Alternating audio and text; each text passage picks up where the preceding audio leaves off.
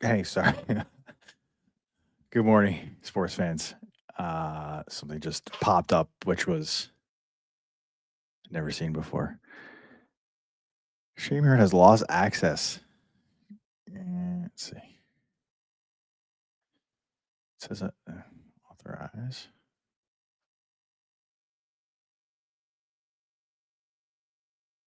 Huh. Does that work? I don't know. Let's see. Let me see what it looks like.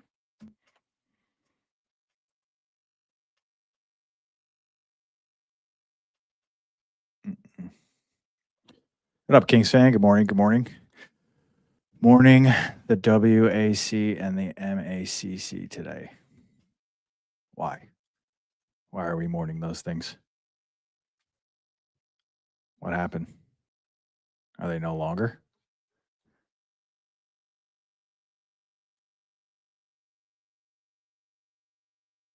Does this work? Let me see.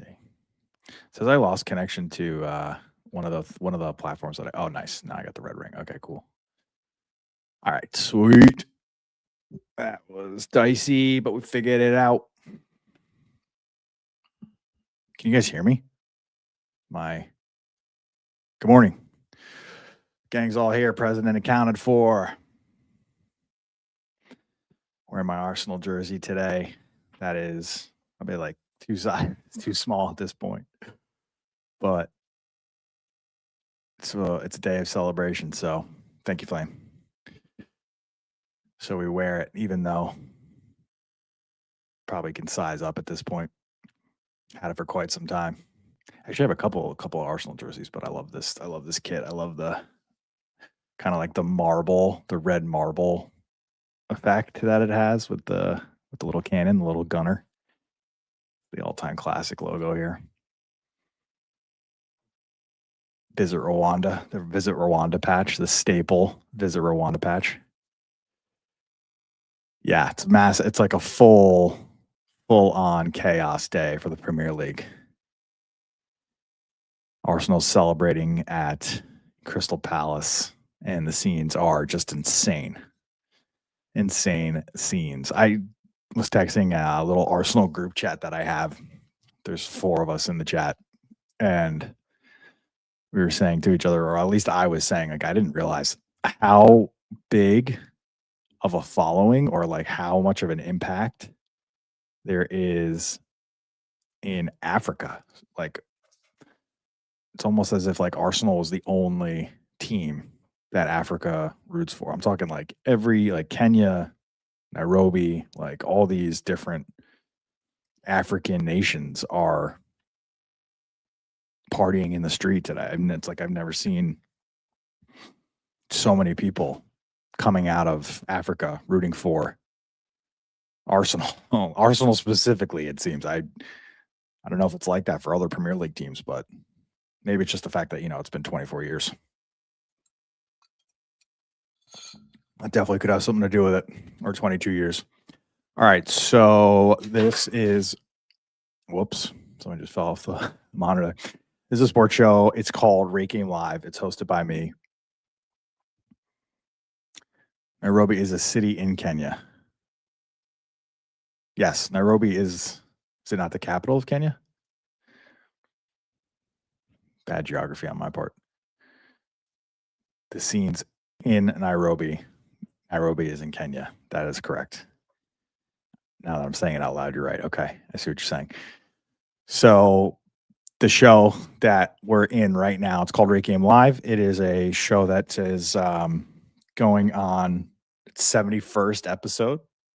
I think of the 71 episodes, 40 or so have been consecutive in a row. So we're on a nice little streak here. And the purpose of the show is to talk about sports, but do so in a way that lends itself to the voice of the fan. And how we do that is also kind of like in our own little community, because RateGame Live is the byproduct of RateGame, the app, the community, the website. It is something that I built with my wife, and we are still building it. It's going to be It's going to be our life's work. So it is always going to be under construction, but it is absolutely up and running right now. It is free. You can check it out on the web, RateGame.io. You can check it out on the App Store. Well, there's really only two. So the Google Play Store and Apple's App Store. And if you like to rate things and you like sports, then boy, do I have an app for you. Very simple. 0 to 10. What'd you think of that game? If you're so inclined, leave your opinion or support your review.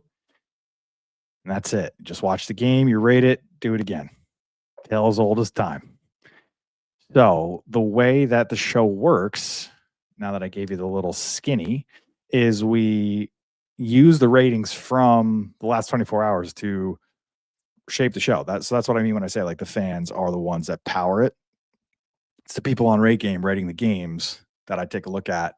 I sprinkle in my own little flavor, some clips, some stuff that I thought was interesting, and we go from there. Have a little rundown that I also kick things off with because we answer the same question every day to kind of kick it off. So we ask and then answer. It's rhetorical almost. Where are the sports good? So the answer to the question is found in a little dashboard that is publicly accessible. I don't know if and there's, yes, thank you, Raise Up Dude. Huge part of RateGame, which needs to be said from the mountaintops, is there's no gambling, right? So that's probably when we think about differentiation and the sports media landscape and kind of the marketplace.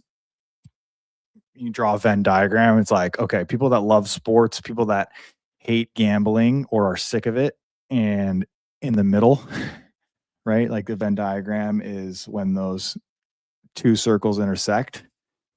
It's growing. That middle, I think that middle layer is starting to make some noise. There are more people that are sick of these prediction markets and all of these companies that are trying to force gambling into the homes and the lives of your everyday sports fans that I think are growing in numbers in terms of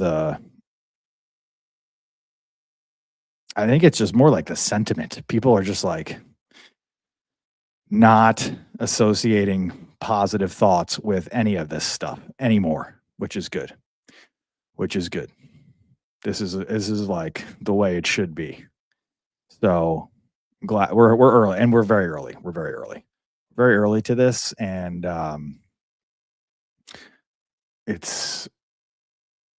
liken it to like a little ripple or like a little wave all the way out in the ocean.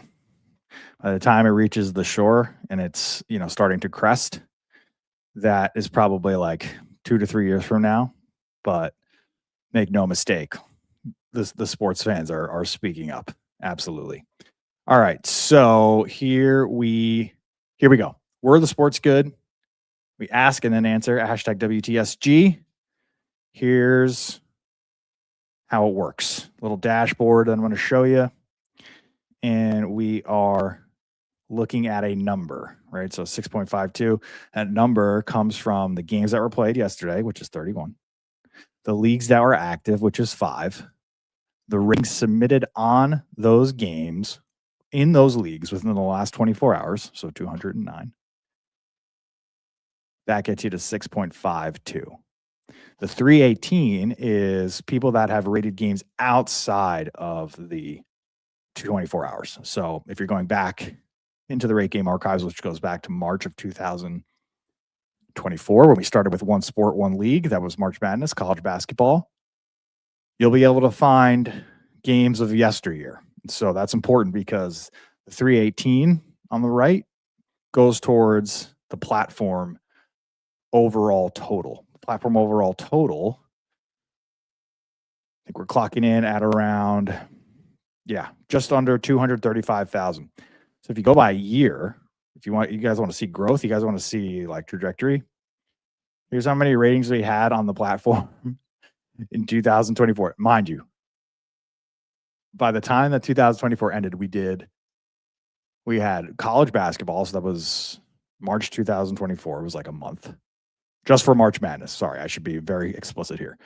We had a March Madness tournament. So it was, 64 or 67 games within the span of 3 weeks. We went right into the NBA playoffs, so no regular season. Okay.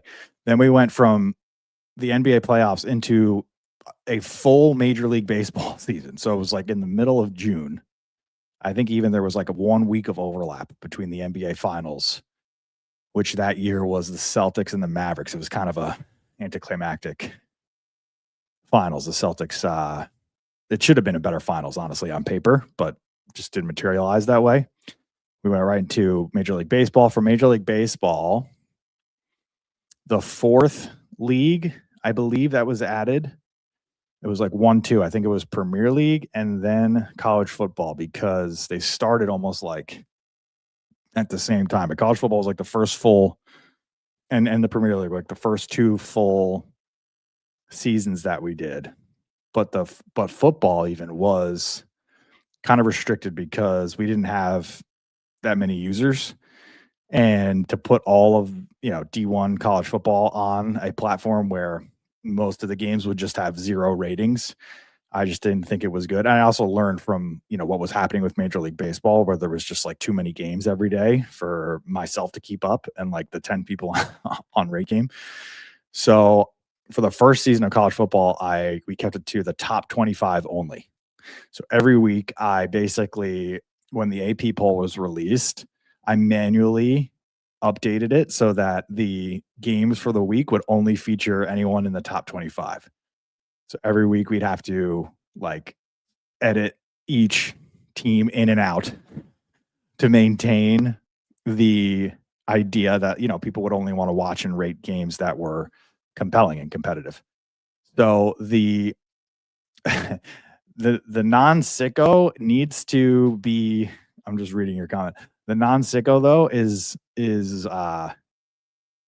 really not what we're going for here in terms of just like the perception, right? So like if you're using an app and you're going onto an app and most of the things on the app are dead, meaning like 0 humans have interacted with it, you're naturally going to think that this app is not, and this place is just not, there's nothing going on here. So it's like, why would I want to be the person that comes in here and waste my time if there's nobody else here doing it with me?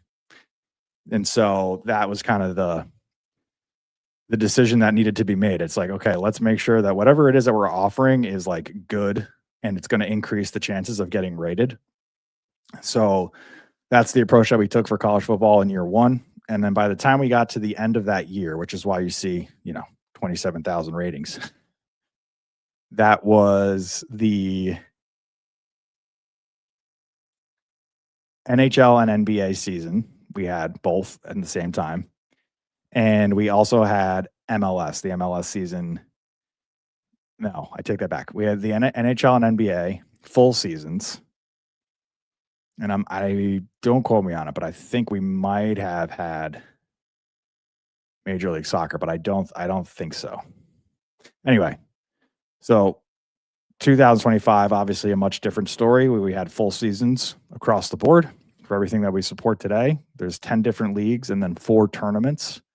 World Baseball Classic, the Olympics we added, World Cup we're adding this summer. And then there was the Club World Cup, which we added in 2025 as kind of like a bridge from basketball to baseball. And now here we are in 2026. We are January, February, March, April, May, June. So we're not even halfway through the year yet. And we're almost at the entire total of the previous year. So when you think about growth and like you think about, okay, is this moving in the right direction? We always think about like up and to the right. So you want to go up and then you want to go to the right. And that is precisely what's happening here. I imagine when all is said and done in 2026, it will be probably 2 times this. If we're trending right. I mean, like we have the World Cup. I honestly have no idea what to think about when it comes to the World Cup. I don't know. My expectations are trying not to have expectations because I really could go either way. People could come, people could not come. So I have no idea, but we will kind of check in on this periodically, as it is just cool to see. I think it's always good to be honest and say, okay, is this working? Is this not working? Is this growing in the way? Is it reaching more sports fans? Are people finding value? All the things that you would expect from an app business. Let's see. For the World Cup, are we partnering with creators? Yes. So the partnerships that we're doing and kind of the budget that we have, like the money that we have to spend on them, is very strategic. I think the one that we're most excited about is we have a one-time partnership with a guy who makes YouTube videos. His name is June Lee. You check him out. He used to work for ESPN, or he used to be like a personality on ESPN. He was on the show called Around the Horn. And he's also like an investigative journalist, but he also does like video journalism now. And his entire platform is that he does like really great storytelling. You should check out his YouTube channel. It's professionally like edited. He is really good. He's all about like not taking any dollars from call sheets, and like just like he doesn't want his channel to ever have anything to do with sports gambling. So I reached out to him and was able to get his attention, and he's going to be doing a video ahead of the World Cup that like RateGame is going to be the only sole like sponsor of the ad. It's going to be like integrated into the video, probably like midway through. So I'll let you guys know, obviously, once that comes out, but very excited about that. That's like the biggest play that we're making, the biggest investment, the most money we're spending with a single creator. Flame, you know him. Yeah, Flame. Mollie and I, when we were like looking at his stuff, we saw you commented on one of his videos in classic Flame fashion. You had like written out this whole thing.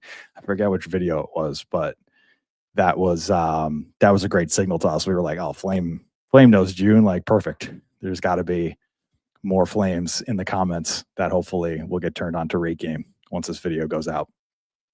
So yeah, that's like one of them. We also have like Mollie has been working the international angle because she's fluent in Portuguese and Spanish. So she's able to kind of like, write and DM these creators from like Argentina, Brazil, I think Spain, and they're on the smaller side, and we'll see what happens. But we've got like some micro creators lined up that we're starting to, put a plan in place for. So to answer your question, very long answer to your question, Raise Up, dude. Yeah, we have a plan, and we're ready to kind of go full throttle and take some risks and make some bets and see if it works out. So thank you for coming to my TED Talk. Now, all right, back to the board here. We had mixed stretch for whoopsies. I think it was mixed bag. We had 3 of the 5 leagues. And Flame, you really like June, huh? Why don't you do this? I'll turn the comments on. Here we go. All right. So 3 of the 5 leagues went green. MLS had a day too, huh? That's what happens. Okay. Whenever we see 31 games played, it means that Major League Soccer has linked up with Major League Baseball. And that's exactly what happened yesterday. Nice. Okay. It was a very good day in the WNBA. Very good day. And it was a very good day. It was a very good game in the NHL. Surprise, surprise. The Knicks were just playing spoiler here. They did not give us anything to get excited about, which gets me excited. All right, so let us go into the world of RateGame. And I think we should start by talking about the Canes, because that was, I think, the top rate game, but okay, it was second to Kelsey Plum's 38 points. She went off. But I think this one garners more merit just because we're in the playoffs, and the Canes were kind of on their back foot after having that shock to the system, 12 days off. I think it was 12 days off for the Canes. The Knicks had 8 days off, and I was freaking. I couldn't even imagine if you had an extra 4 days in between the last time you played a freaking hockey game. That would break my brain. So this game was a massive one, suffice to say, for the Canes, and they absolutely delivered. This man,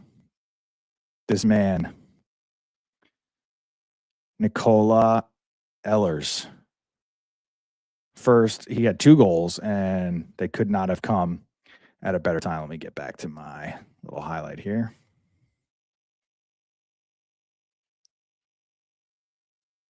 Get you in the right frame. Perfect. Okay. So here's the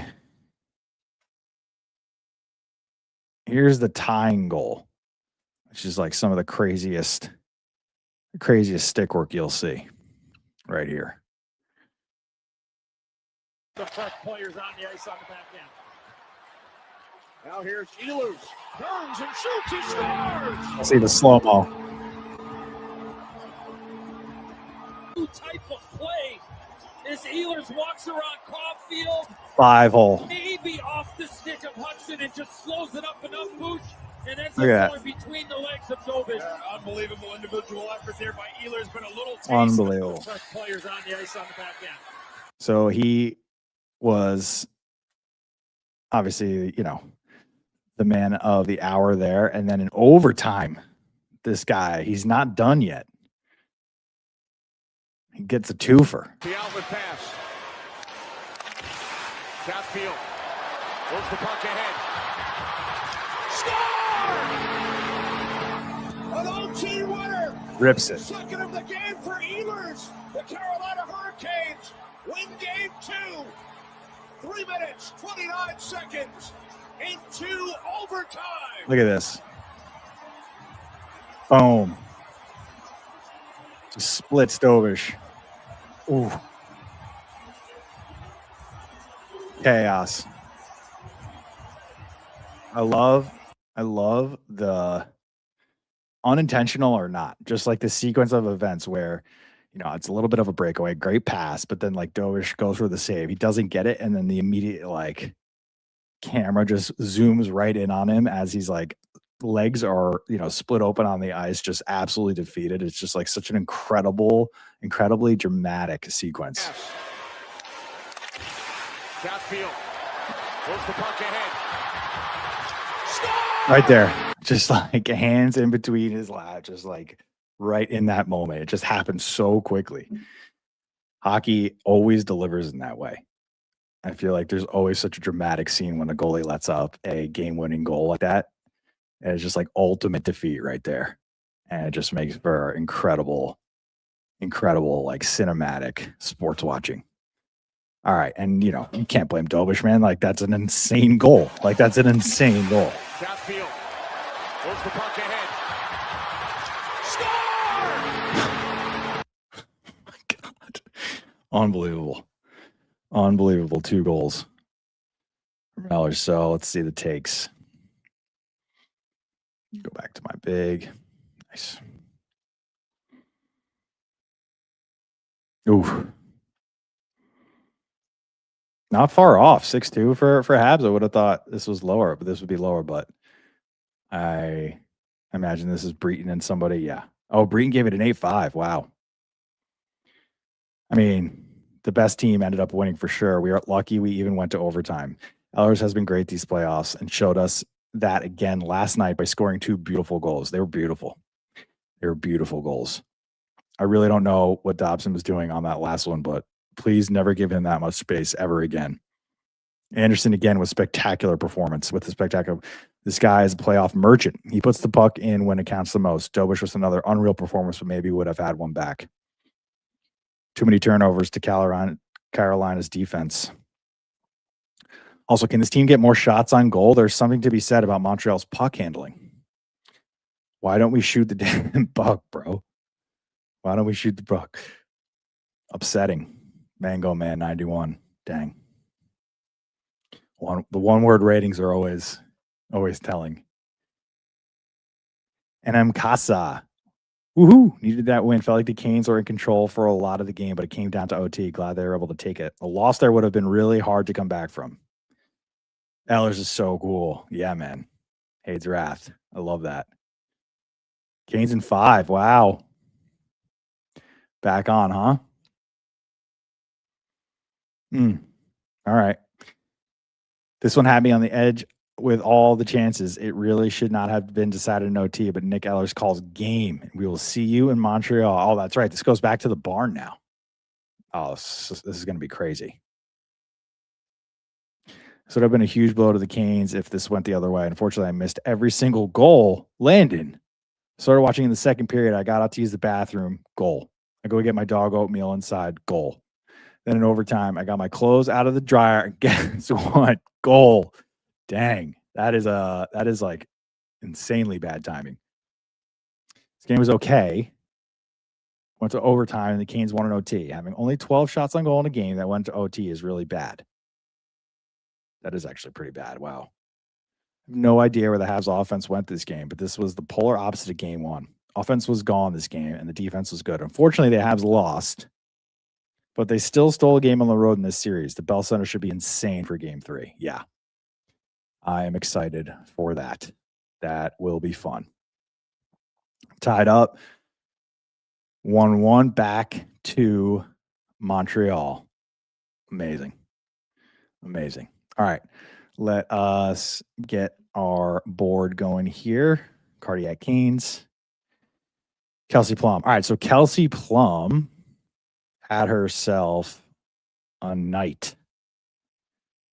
And how did I know that? Well, I came in here and saw that they were playing the Vegas Aces. And I don't know if it's is there like a rivalry between her and A'ja Wilson maybe, but she seems to really like playing the Aces. She seems to save her best for when it's her versus the 4-time MVP and best player in the whole dang thing, A'ja Wilson. So last night, Kelsey Plum, player of the game? Absolutely. She's a bucket, man. She's an absolute bucket. I think she was like always their best player, right? Like it's not like she's never come out of nowhere. I feel like she's always their number one option. I feel like I'm forgetting somebody though, but her game log was insane. I was looking at it. I don't think she missed a 3. Or she was 7 for 8, I think, from 3. Yeah, I know, right? No Aces fans rating is diabolical. Yeah, look at this stat line, dude. 38 points, 9 assists, 4 rebounds, 6 for 7 from 3, 12 for 17 field goal. That's like a Mikal Bridges stat line. But Mikal doesn't take that many threes.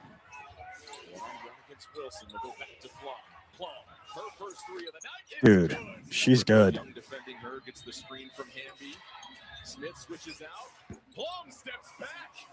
She's a bucket.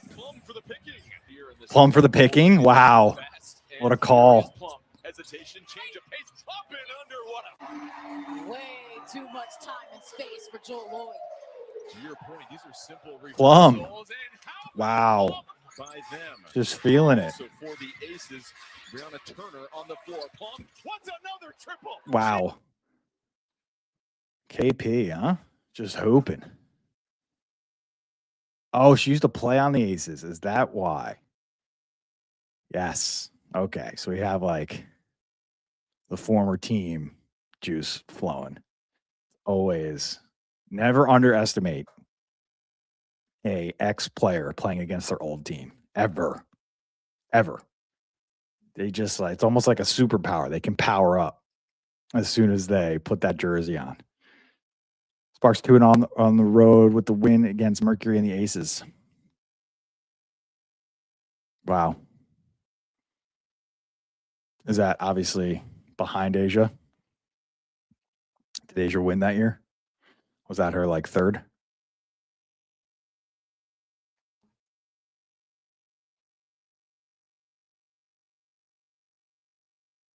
Didn't really. Oh, yeah, I saw this. They told Kelsey Plum she could play the Aces for all 44. She absolutely would. Crazy. She's a dog. She's a dog.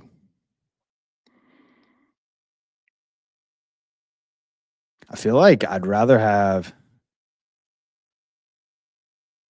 Kelsey Plum over Cece maybe, just from what I just saw there. Like, and I think she's just got like size on her too. 9 assists, 4 rebounds, 6 for 7 from 3. She just looks like she's balling out there. Yeah, it is a hot take. It's a hot take. But I mean, I don't know.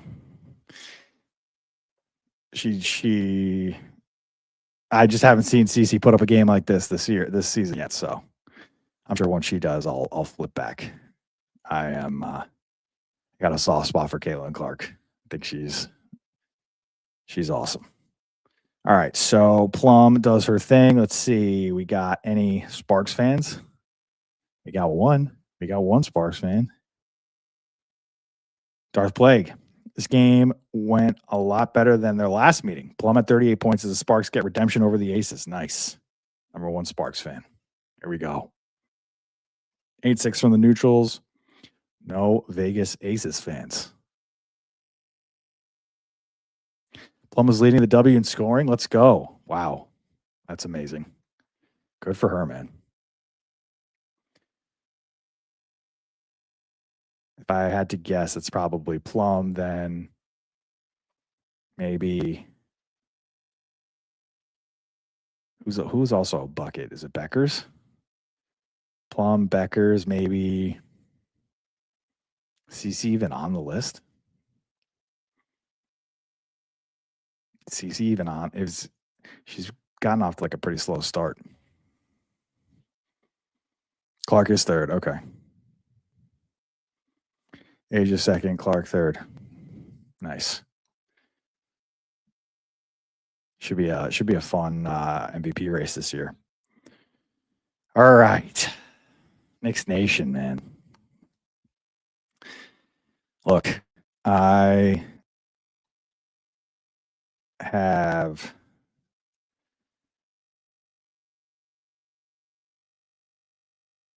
waited a long time for this, but I could wait one more game. I'm not going to sit here and gloat and, just say how good the Knicks are, how it's not a matter of the East being weak. It is the New York Knickerbockers being an absolute juggernaut and playing some of the best team basketball I've seen since like the 2017-16 Warriors. If you're going to sit here and tell me that the East is weak and the Knicks are just getting lucky and are, cakewalking into the NBA finals, then like I just can't take you seriously as a basketball fan, man. It's always this way with the New York Knicks. It's always a story. There's always something. If they're good, it's not legitimate. They're not, something. They're good because of X, right? It's not because they're actually good. It's not because they are being coached well. There's incredible chemistry. It's never that. It's always like these bizarre talking heads on social media, just like coming up, like finding reasons why the Knicks could never actually be good, even though it's like, you're watching the same game I am. You're watching the same game I am. You're seeing the ball movement. You're seeing the plays. You're seeing the hustle. You're seeing the defense. But yet, it's like people just can't admit it. They just cannot. They can't give the Knicks credit. And then the best thing is, when the Knicks are bad, the Knicks aren't just bad. The Knicks are terrible, and they're a joke, and they're a laughing stock. How could they do this? No franchise who's a serious franchise would ever do that. How could you draft this person? How could you do? It's like, so I will just sit here with a smile because we're not in the finals yet. We got one more game. But, let's ask this question out loud. What happens when the Knicks win the finals? What will you say then? Like, what will you say? What will these people say? Is it like the Spurs or the Thunder will have been too injured? The Knicks got lucky again. The Knicks got lucky because AJ Mitchell was injured. Or this person was hurt. Or they didn't have, it's like, bro, enough. Knicks win the finals. I want everybody to shut the F up. Like, shut the F up. Because if the Knicks beat the Spurs or the Thunder to win the NBA finals, the Knicks are the best team. They didn't get lucky. Nobody got hurt. They didn't cakewalk. They earned it. Like anybody else who wins the NBA finals. So, like, enough. I'm getting so sick of this like narrative where it's like, well, the East is so bad. Like, well, the Cavs went to game 7 and they went to game 7. So what? Like, so what? Bro, the Knicks snatched their soul. The Cavs gave up last night with like a minute 58 left. They all just like stopped playing defense. It was the most pathetic, sad thing I've ever seen. You're gonna tell me that the Knicks didn't do that to them? That they just like bent their will? Are we gonna like just say, okay, so who's like, is that the Cavs? What's up with the Cavs then? Are you gonna say that the Cavs are just a joke of a team? They're not deserving. They got James Harden. They got Donovan Mitchell. They beat Detroit in game 7 at Detroit. Pretty impressive team like 3 games ago until they ran into the Knicks. Until they blew that game 1 at the Garden. 10 wins in a row in the playoffs. You're telling me that the Knicks just got lucky? 10 wins in a row in the playoffs? Luck?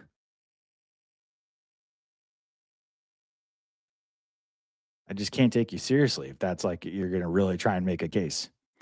It's more so like, man, the Knicks have not been good for so long. Just like accept it. What is so bad about the Knicks being good? What is so bad about the Knicks being good? Why is that? Why is it such a crazy thing for people to try and process? They're playing incredible basketball. They're not playing hero ball. Everyone's getting touches. Landry Shamet's draining threes in your face. Deuce McBride, OG Anunoby, Mikal Bridges for mid-range. Cat facilitating. Brunson doing whatever he wants to, whatever he needs to. Everybody is playing a part. It's beautiful to see, and it's working. And I'll tell you what, man, like, if you asked me a week ago if the Knicks would have a fighting chance in the finals, I'd say no, not after what I saw in the first game where it went to double overtime. And it looked like the Spurs and the Thunder were playing a different sport. But you asked me that same question today, and I'm looking and I'm seeing that the Western Conference Finals is probably going to go 7. The Knicks are probably going to sweep. That means they have another 8 days off. Yeah, I like the Knicks' chances. I think people will be surprised. Mind you, we beat the Spurs for the in-season tournament with Wemby. It's not like it's not like they were missing Wemby. They had him. So 8 days off, 8 days of rest. It's fine. I saw what happened in game 1. We almost blew it, but we didn't. So I don't think that's going to happen again. It'll also be an away game. So I feel like the Knicks will absolutely get up for that. wherever it is, if it's in San Antonio or Oklahoma City, they both had better records than the Knicks. I was, starting to look up like who gets home court advantage. It just goes to record, which is kind of lame. It's like, okay, they, played each other this season. Like the Knicks beat the Spurs in the in-season. Does that not count for anything? Just because it's like a extra tournament that they're playing extra games technically?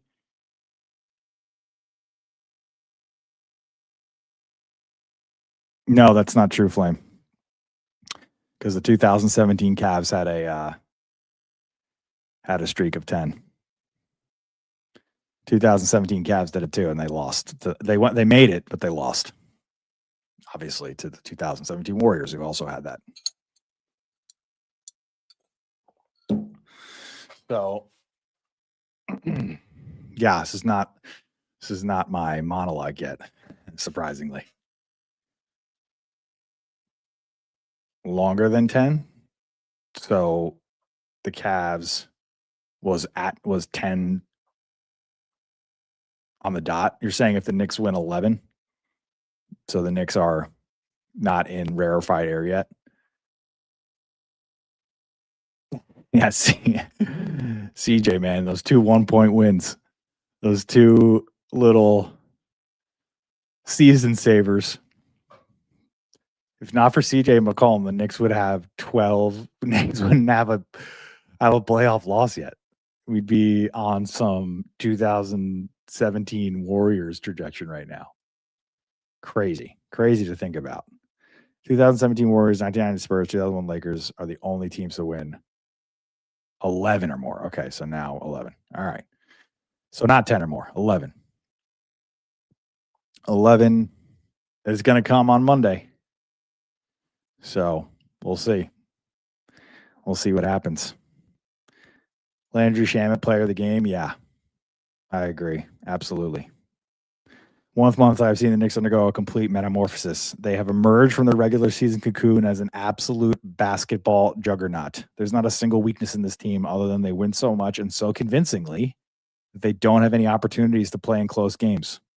It's the only thing I can think of. One more win from the NBA Finals. Yeah, exactly, Flame. So if the Knicks win Game 4, then it is on. Then the statistic works in our favor.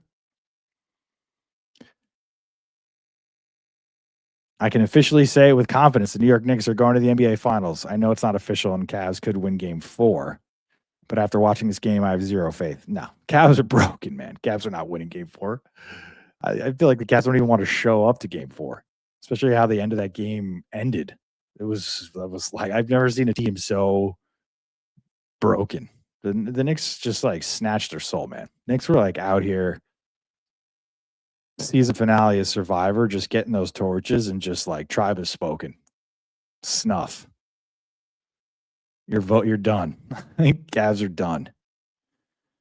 This game ironically started much worse than the games in New York did for the Cavs. The Knicks came out white hot, shooting the lights out, and putting up 40, and then in the first quarter of 10. From that point on, Cleveland just couldn't overcome that deficit. They never led at any point, and it's easy to figure out why. It's hard to blame any one player as the Cavs offense did not have a bad game, including the ever volatile and whiny James Harden. But they couldn't stop the Knicks whatsoever. It's not like the Cavs are even bad. It's the Knicks are just better. The Knicks are better than them. More guys are hitting more shots. Tim Legs was saying it. He was like, look, man, the Cavs aren't even, it's not like they're showing us their weaknesses. It's just the Knicks are unstoppable. The Knicks are hitting shots that at a percentage. I think they shot close to like 60% for the game. That's hard. You're not going to win when your opponent's shooting 60%. And they're also playing defense the way the Knicks were. They couldn't stop the Knicks whatsoever. The Cavs laid down and died in the fourth. They did. Bridges was clinical, and Brunson was excellent once again. The Knicks can taste the finals. Meanwhile, the Cavs look broken and demoralized. I just wish this game hadn't been a blowout from the onset. I think it was close at half. I think it was pretty close at halftime. Yes. Yes, he is. Thank you, Jack. Means a lot coming from you. I mean, he had a chance to come. He was, I think, between obviously he ended up with the Cavs, but it was like a foregone conclusion in 2000, whenever that free agency period was, 18? No.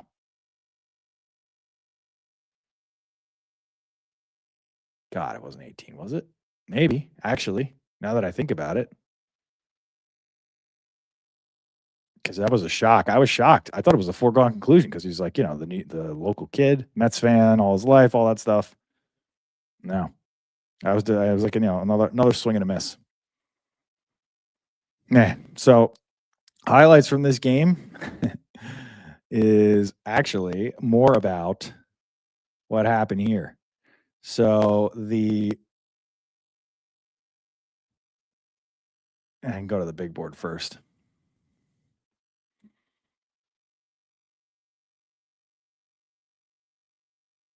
Yeah, I think the Cavs score is over. I think James Harden was like on a one and done anyway. So yeah, I think the craziest thing that happened in this game was Taylor Swift and Travis Kelce just showed up courtside. It was a surprise, I think, to everybody just to see her. We hadn't seen Taylor really at all during the NFL season. She was like very low profile. And so, look, I think what happened here is Richard Jefferson became like awkward.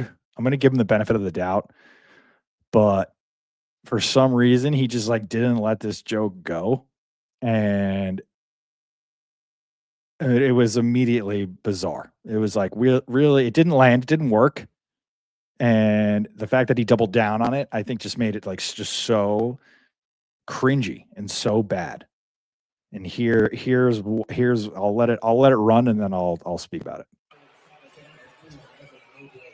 Look here, Travis Kelce and his fiance here at the game. Oh, Travis Kelce. That's good to have him here, an Ohio native, a Cleveland native. Good to have him in Shaker Heights. He's an Ohio boy. Needless to say, the ovation was pretty big when they entered the arena. Yeah, as Travis and his girlfriend are in the building, that's always great to see. I think the wedding plans are done. They're in good shape right now. I got the invitation. Oh, did you? Yeah. All right, so that if you are somebody who is like, oh, he just doesn't know them that well and is like lives under a rock, which he clearly doesn't. He's on television, so he obviously has awareness of current events and knows that they are engaged. His cover was blown right there because Tim Legler, who, if you were to tell me one person who could get the benefit of the doubt of not knowing if they were engaged, is talking about if he got invited, and Richard Jefferson immediately is like going along with the joke, saying like, "Oh yeah," and Legs is saying, "Did you get a plus? Am I your plus one? Am I your and one?" It's like, "Am I your and one?" And Richard Jefferson's like, "It's called a plus one." Am I your and one? It's called a plus one. No. I'm in basketball mode. All right, so he calls her a girlfriend, and then he's talking about the wedding. So, clown. You just got clowned, RJ. Not cool. However, it's not over. He doubles down on it.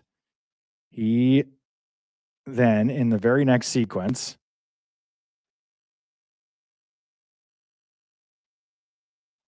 comes back for more. He's gonna still go with the fact that he's so oblivious and naive, and calling Taylor Swift, who is Travis Kelce's fiance, that everybody in America and pretty much the world knows, his girlfriend. Travis Kelce. I don't know if his girlfriend's gonna like to see him chugging beers like that. Hey, look, the Cavs, whatever you need. If you got a rally beer, you got a rally cap. If you're a Cavs fan, you're gonna. What's the point, man? Like, what are you doing? Why would you do that? What are you hoping for? Like, what do you want people to be like, oh wow, he really got her? Man, did you hear Richard Jefferson with that offhand remark calling Taylor Swift his girlfriend? Man, he's a riot. So weak, man. I hope somebody is telling Richard Jefferson, like, man, you don't need to do that. So this I thought was also like hilarious that they caught this, but he's clearly gambling on the game, and he tells Taylor that he just won a bet.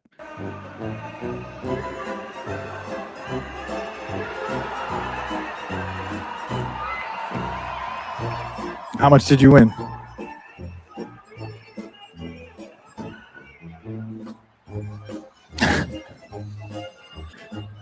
Like, oh, that's good. Very wholesome, I think. The outcome obviously was there was a time, I think, between halftime and the third quarter where they were gone. I thought they left at halftime, which I think would have been a massive story if the game was out of hand and like at the first sign of just the Cavs taking the L, they split and they didn't come back. But fortunately, they did. They did come back, and they did, stay until I think probably most likely 2 minutes or like 1 minute, hat in hand, game in hand. When everybody else was leaving, I think they left. But this was them in the tunnel leaving, and some young Cavs fans are calling for Travis and not Taylor, and she immediately stops him.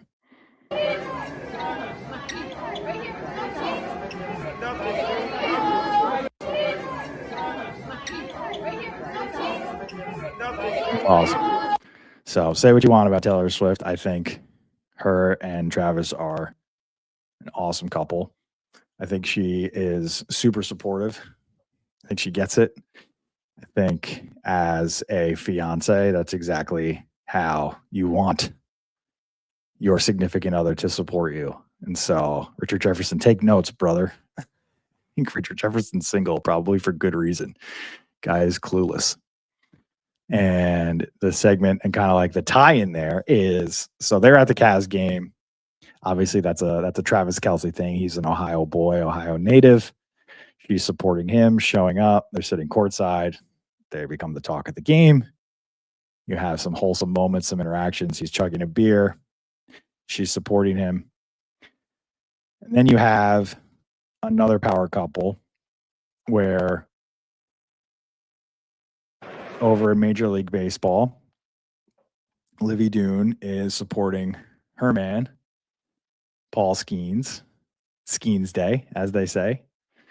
And I think she's there with somebody from his family or her family, but she's, clearly in the stands.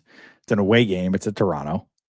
And it's the first inning. So it's like his, for taking the mound. It's his third pitch of the game. So she's there to support. Third pitch of the game. Let me see if I can get this in good frame. Here we go.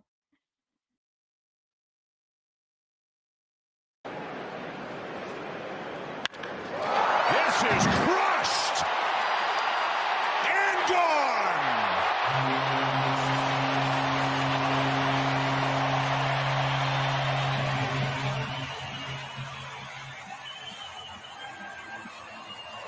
She's so pissed. She knows right away. So say what you want about Taylor Swift and Travis Kelce, Livvy Dunne and Paul Skenes. That is real love right there. That is like, I'm in it with you. I root for you. I care. And I am emotional as much as you are when you win or when you lose. That is what we love to see. Just in sports in general. Like the support there. Like nobody can tell me that Travis Kelce and Taylor Swift and Livvy Dunne and Paul Skenes aren't actually each other's people based on this. Like that's what it's all about. When you get like that emotional and care, it's like, F all the haters. F anybody. F the Richard Jeffersons of the world. Like they can't touch that. They can't even comprehend that. So I think it was cool to see like in different instances, in different situations, Taylor Swift stopping Travis to do the fist bump, Livvy Dunne feeling it, feeling the pain when her future husband, most likely, lets up a homer in the third pitch. That's what it's all about. Jays got the win, by the way. I know the Jays fans are loving it on RateGame. Yes. Yes, we adore the clips like this. We adore significant others who show up and support. All right, back to the board. Yeah, so I took out 2 birds with 1 stone there. Richard Jefferson and Livvy Dunne. Okay, Arsenal Day. I think I kind of alluded to this in the beginning. I didn't realize just the sheer number of fans that Arsenal has internationally, most notably in the country or the countries in the continent of Africa. So right now, I think is like, oh my God, it's the first thing on the timeline. Look at this. I didn't even have to scroll, dude. It's literally in my face. Look at this.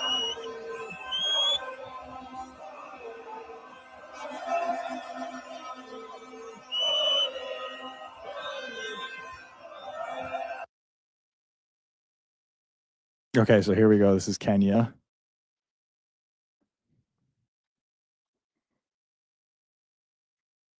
Arsenal fan sharing money.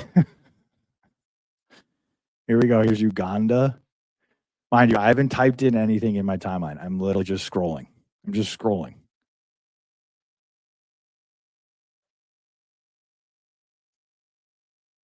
Finsbury Park.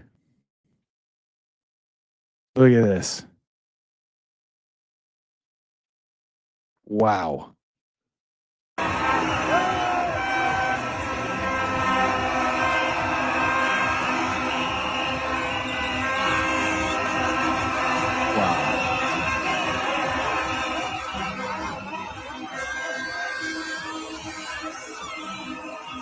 It's so crazy, man.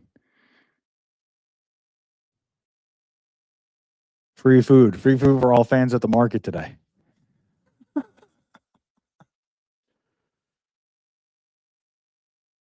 Indonesia.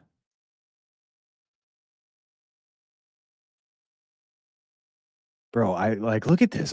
Can you believe this? It's all over the world.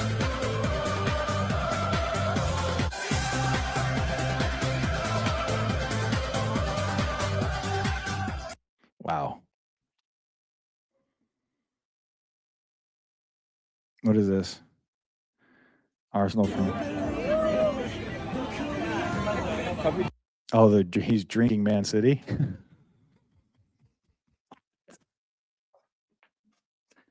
Doesn't even make sense.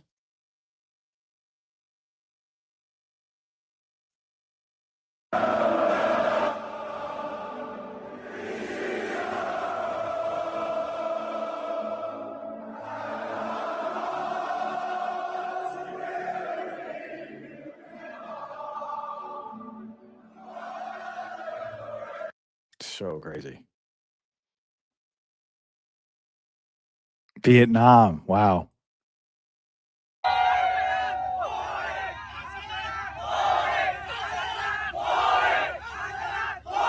They even have their own little trophy right there.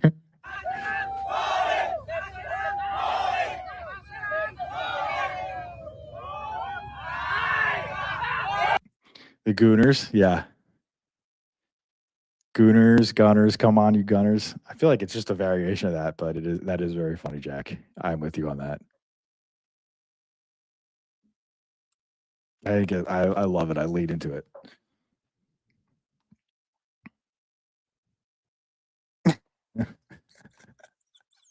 Is this real? This is an AI, is it? She's infatuated with Travis. Look at this.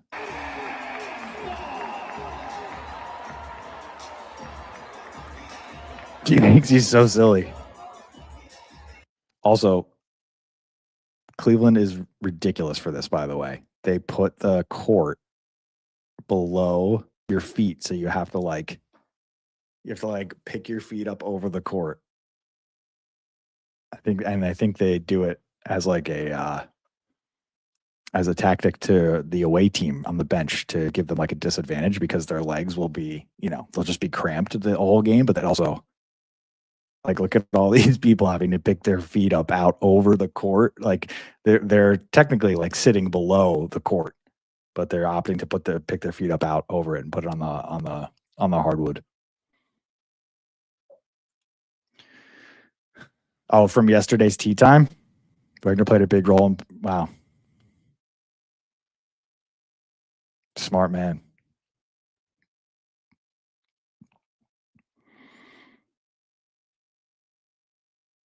Arsenal fans undo the unthinkable. Oh my gosh, look at this, guys. Like, are you kidding me? This is in church.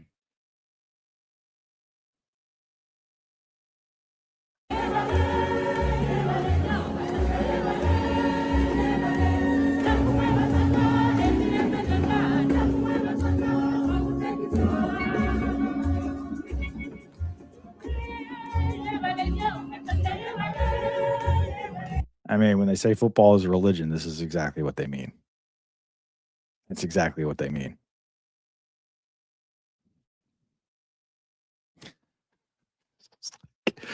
I could scroll for it's Arsenal Day, man. It really is. Like, I've never seen so much support universally for a single team in the continent of Africa. It's like they've never rooted for another team.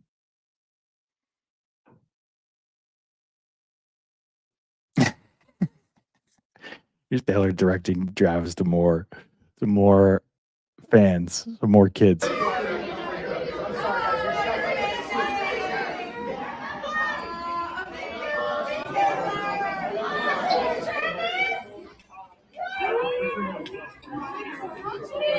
Oh, that was the fist bump. This is the fist bump right here. Nice. The full clip. All right. I think let me see if I got anything else that with our time here. Oh, this was crazy. Should probably take a look at this. So Jeff McNeil, former Met, going for this fly out into the stands, and this poor guy, this older gentleman, we'll watch it together. In the air, down the right field line, and back goes the second baseman, McNeil. Will have no play as he falls into the stands. God. Ooh. Well, the ball man hit him. Yeah. Yep. Nope. Nope, the cleats got him too. Cleats got him too. Dang. And then I think he got the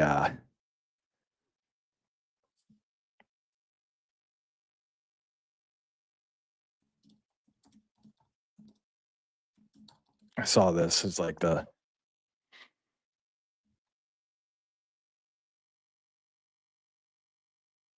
got like a little gift bag. It was like the please don't sue us gift bag.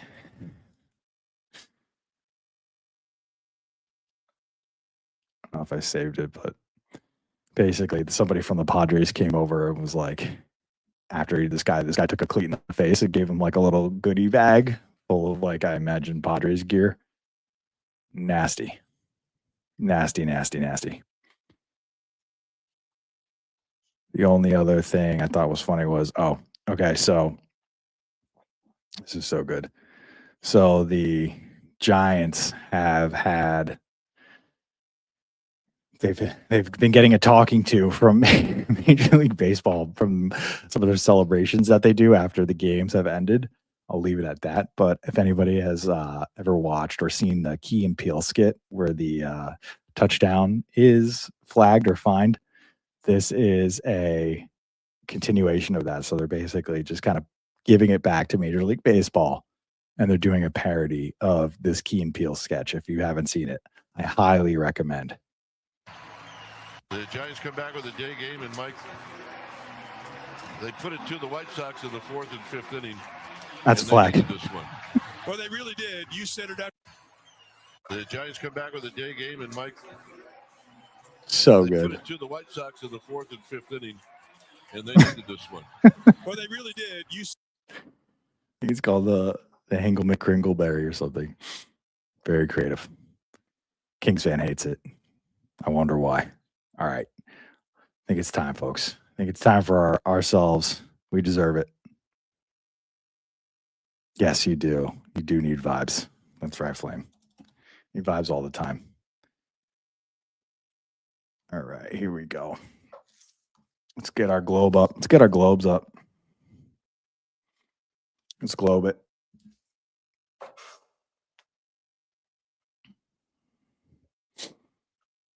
It's globe spinning time.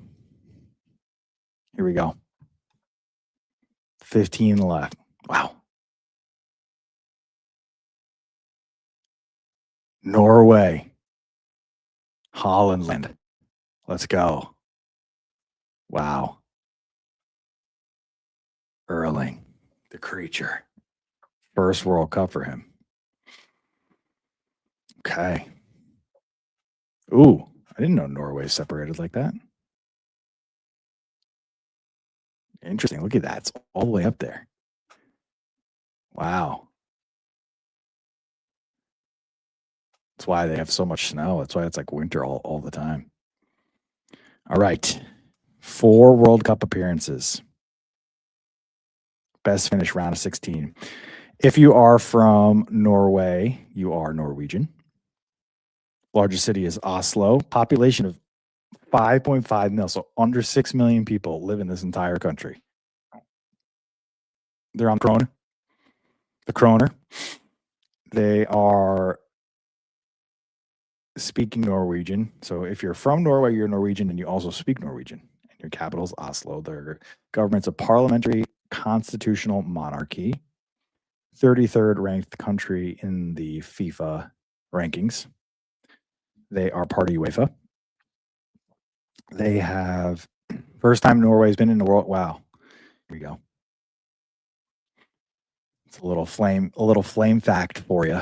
First time Norway's been in a World Cup in the 21st century. They have the fjords, the mountains, the glaciers, the Arctic tundra, long coastline. They have oil and gas, hydroelectric, seafood, shipping, and aluminum.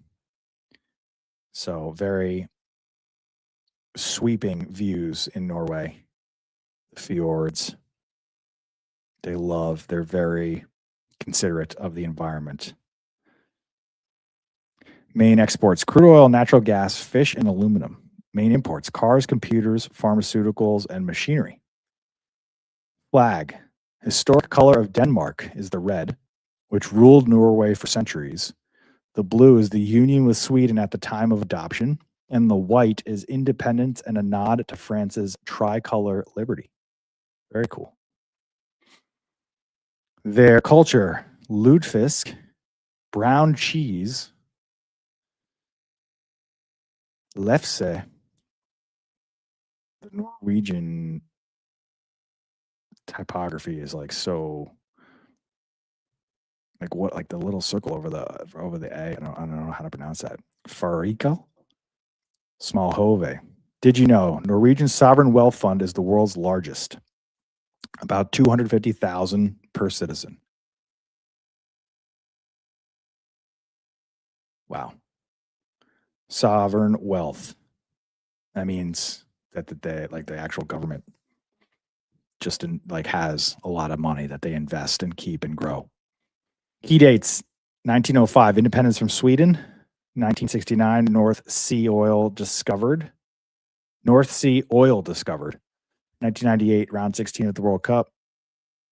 2026, returns after 28-year World Cup absence. 28-year World Cup absence. Wow. Henrik Ibsen, Edvard Munch, Thor. Nice. We needed a Thor. Thor Heyerdahl, and Erling Haaland. Erling Haaland's already a notable person in Norway. Wow. That's fantastic. Kings fan says, I think that island up north belongs to Norway is Svalbard. good a guess as any. You're probably right about that. 4 appearances, but it's been a minute. Round of 16, 2, 3, and 3. So they qualified on November 16th, 2025. They are in the group with France and Senegal. Man, France and Norway is going to be an absolute showdown. That is going to be a great soccer game. When is that happening? Oh, man. They say the best for last. That's awesome. I think they bulldoze these two. And this will be such a great game. June 26th. Mark that on your calendars. All right, here we go. Obviously, the number one is this guy. I mean, let's be real. Is he better than Lamine? Probably. Certainly bigger, more experienced, more mature. Is he bigger than Mbappe? Better than Mbappe? Flame was saying this is a group of death. Wow. Okay. Erling Haaland, Man City striker. 25 years old. Champions League winner with Man City 2023. Premier League single season goal record 36. 3 Premier League golden boots in a row. It's a creature.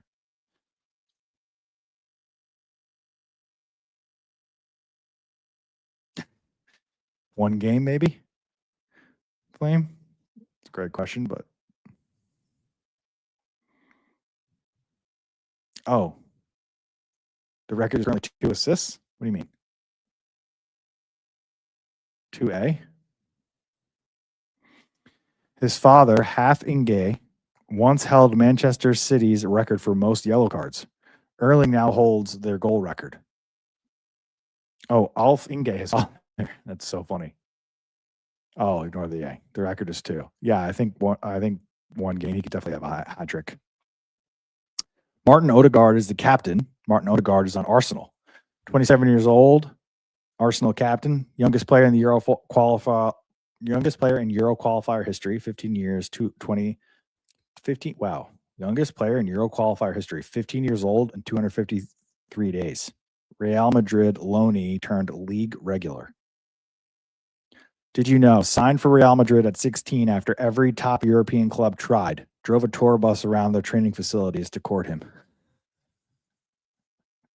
That's so funny. Alexander Sorloth, Atletico, 30 years old. La Liga top scorer race in 2023-24. Bundesliga winner with Leipzig. Norwegian top scorer at the international level. Son of a former Norway international, Goran Sorloth. The only father-son duo to both score World Cup qualifier goals for Norway. Nice. Taking a page out of the James family. Antonio Nusa, Leipzig, winger, 21 years old, Belgian Pro League title with Club Brugge. Bundesliga regular at Leipzig, Norway debut at 17. Scored a stunning solo goal versus Czechia in his Norway debut at age 18. Became viral overnight. Oscar Bob. And then we have Oscar Bob. All these like mythical Norwegian names, and then Oscar Bob. 22 years old, Premier League winner with Man City in 2024. Came through City's academy at 16. Norway debut at 18. Born in Oslo to a Norwegian mother and Ivorian father. Chose Norway over Côte d'Ivoire after years of debate. Couldn't have been that many years. He's 22. Let's see their style. Direct, 4-3-3, built to feed Haaland in behind. Odegaard conducts. Classic kits. Similar to France's. I can see this. I can see the semblance now. Bob is with Fulham right now. Okay. 64% to advance. Wow. I thought this would be higher. Tier 3 outside shot group stage. I mean, come on, man. Never count a guy. Never count Haaland out. I would never, like, World Cup is so fantastic because one of these countries with one of these star players could just get hot. Like he could get hot, Haaland meaning, and he could take you a long way. All right. Wow, look at this thing. It is lit. We got it's just starting to get a little tight. 1 in F, 1 in I now, 1 in C, 1 in D, 2 everywhere else. All right. Still waiting on my guys right here. My Cinderellas. Right here. Right here. These two. So fun. All right, there we go. Get out. All right, team. I had the red for Arsenal in the back here. They are very close to hoisting the trophy, which I am excited to watch. So I will bid you adieu and say it's a great day to rate some games. RateGame is free. It's fun. It's for fans of all ages. My name is Dick Mark George, and I will see you tomorrow at our regularly scheduled time, 9 a.m. Until then, happy Memorial Day. I'll see you. Happy Memorial Day weekend. I'll see you tomorrow.